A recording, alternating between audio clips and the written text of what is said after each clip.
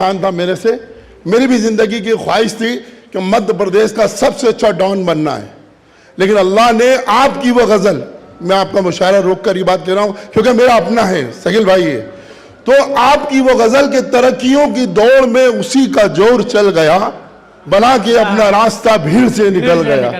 और एक रसूलुल्लाह सल्लल्लाहु अलैहि वसल्लम ने जहां से सहाबा को तैयार करके पहुंचाया करते थे, आपके उस शेर ने, एक बांग्लादेश के उस शेख ने मुझे पहुंचाया कि वहां पर नमाज पढ़वाना जहां रसूलुल्लाह सल्लल्लाहु अलैहि वसल्लम सहाबा को रवाना करते थे। उसने पूरी वो मामला रखा।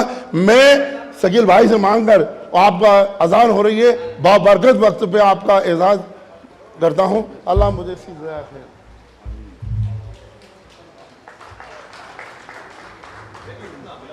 जी आ जाइए, सुभान अल्लाह। आइए भाई,